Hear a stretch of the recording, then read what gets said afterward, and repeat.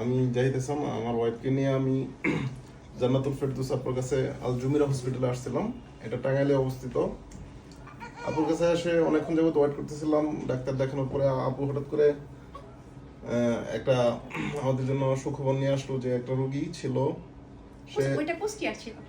উনি কুষ্টিয়া থেকে এটা কিন্তু আমি একটু কথা বলিনি, এটা কিন্তু কুষ্টিয়ার না, এটা হচ্ছে আমাদের মির্জাপুরের, ঠিক আছে? বাসা জানি কোথায়? বেলতল। হ্যাঁ, বেলতলের বাবু হচ্ছে, ছেলে বাবু হয়েছে আলহামদুলিল্লাহ, 3 কেজি 200 গ্রাম। ভাইয়া আমাকে সেই শুরু থেকে দেখাচ্ছিল, অনেক বিশ্বাস করে আসলে দেখিয়েছে। বাবু ভালো আছে, বাবুর মাও ভালো আছে, সবাই বাবুর জন্য দোয়া করবেন।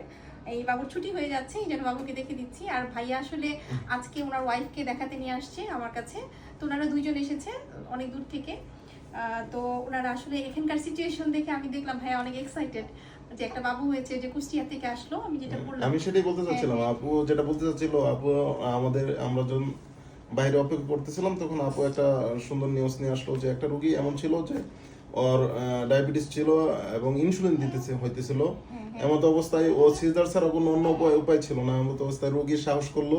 আসলে সাহসটা, মেন্টাল সাহসটা অনেক বড় কিছু। আপুর দ্বার প্রান্তে আসলো।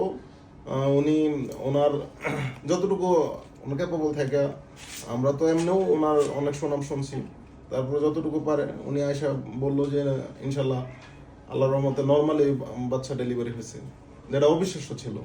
যাই হোক, আপুর জন্য এবং অনেক দোয়া এবং শুভকামনা।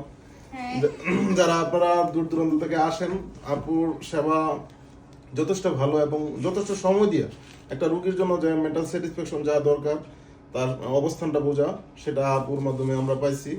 আমি আপুর জন্য দোয়া করি ভবিষ্যতে আরো ভালো কিছু হবে এবং সকলেই সেবা পাবে, এই আশা ব্যক্ত করে। আসসালামু আলাইকুম। ঠিক আছে, থ্যাংক ইউ ভাইয়া। ঠিক আছে, বাবুকে দোয়া করে দিবেন সবাই, আর সবাই নরমাল ডেলিভারি চেষ্টা করবেন। হ্যাঁ, সাহস করলে হয় ইনশাআল্লাহ। ওকে।